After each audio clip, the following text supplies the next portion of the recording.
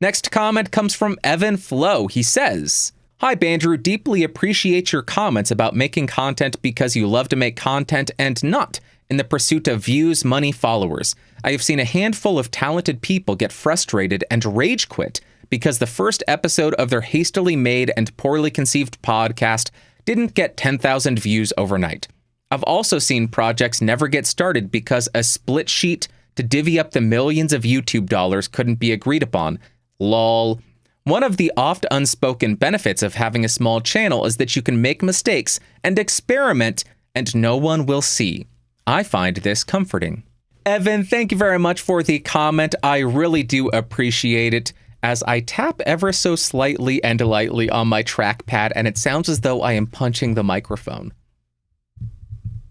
This is a problem. I need to speak to HR because this is violating me. This is an issue. You're exactly right. A lot of people go into content creation with expectations that are in the stratosphere, and then when they don't hit those expectations that are unrealistic, it's a kick in the pants.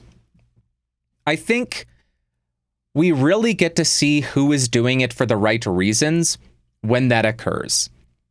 If you go in making content and you have an expectation, oh, I'm going to get 10,000 views overnight, and then you end up getting 10, and then you quit, chances are you weren't doing it for the right reasons. Chances are you went in wanting fame, money, excess. Is that how it goes? Sex, money, rock and roll, drugs, whatever it is. But if you go in, I'm going to get 10,000 downloads, then you get 10. Sure, it's a kick in the pants still. But how you absorb that says a lot about you. Maybe you say, who cares? I can still make the content that I enjoy making. That's why I'm doing it. You could view it as, how exciting. Now I get to find out how to grow that number. Why did I only get 10 views or 10 listens? What can I do to improve upon that? And that's exciting. That's really cool, trying to find out what works and what doesn't work. How do you gain an audience on different platforms? That's the exciting portion that I'm in right now, because for years I was just focused on YouTube. YouTube forced me, they pushed me, and now I'm exploring other avenues as well. And that's really cool. Trying these new formats for content, short form content, which I never thought I would make. It's really actually probably the most exciting stuff I'm doing right now. It's not doing well for me.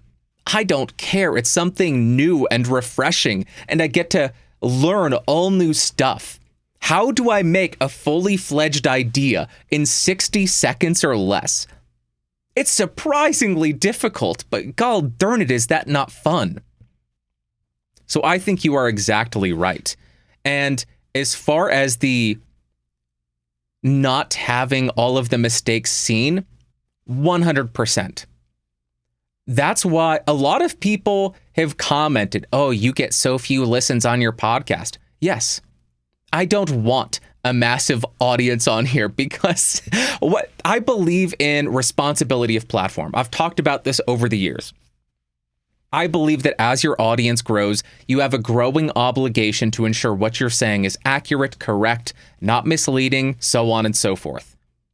As my audience would grow on this podcast, I couldn't just wing it. I wouldn't feel as though I could just have these chill episodes where I make a few note cards. I would feel the obligation to be much more prepared and to make sure that every T is dotted and all of the I's are crossed.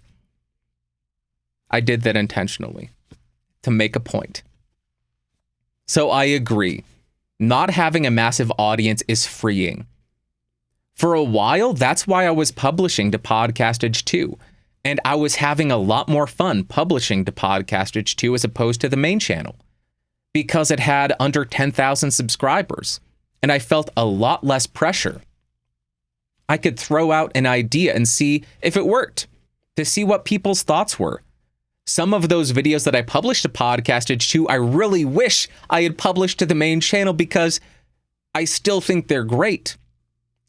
But it was exciting, it was fun, and it removes a lot of the pressure. Just like this podcast, it doesn't have a massive audience, and I prefer it that way. It's why when I made that video, was it talking about Jay's 2 cents in the SM7B, I didn't continue to go down that rabbit hole. I didn't continue down that road of criticizing other people. Some people might get enticed by that. It's intoxicating seeing, oh, I normally get 2,000 listens. That one has 50,000, now almost 100,000. I'm going to attack another YouTuber and make a lot of money and get famous and have a lot of views. Nope, not interested. So I agree 100% with what you said there, Evan. It is freeing, and people need to tamp down their expectations and bring them back to reality.